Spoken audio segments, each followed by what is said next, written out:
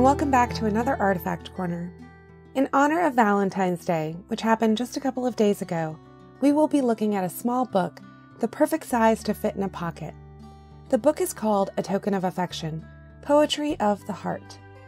The book was published in London by Charles Tilt of Fleet Street. There is no publishing date, but it must have been published sometime before 1840. There is an inscription on the flyleaf that reads, "For little Frances, from her affectionate friend, H.H.C., Hartford, October 16, 1840. Little Frances is our Fannie Delord Webb Hall, the last family member to reside in the house.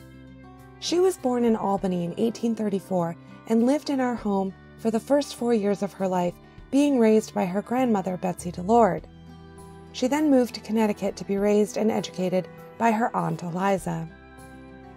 So at the time of receiving this gift, she was only 6 years old.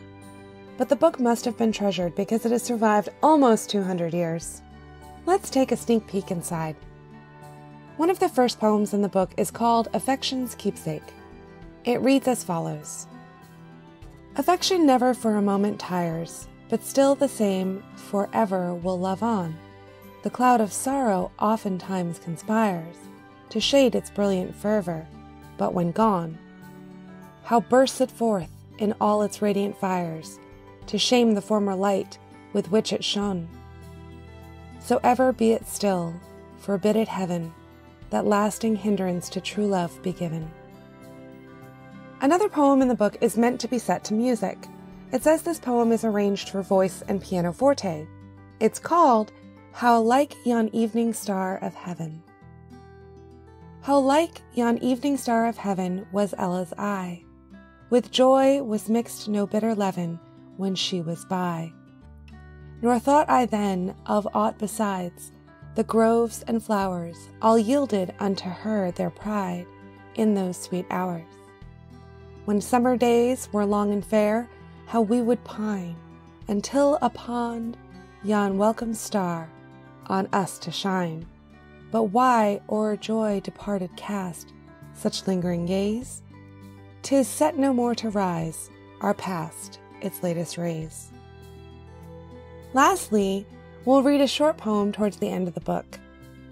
It's called The Origin of the Red Rose. As first in Eden's blissful bowers, young Eve surveyed her countless flowers. An opening rose of purest white, she marked with eyes that beamed delight. Its leaves she kissed, and straight it drew from beauty's lips the vermeil hue. This little book is in quite good condition. The leather binding is almost perfect, and the gold leaf lettering is also pretty much perfect. The pages have some foxing, meaning browning and spotting, but this is very common for books that are almost 200 years old. The ink inscription is still very clear and legible as well. This is a beautiful little book, and we are so lucky to have it in our collections. We hope you all had a lovely Valentine's Day. Thanks so much for stopping by.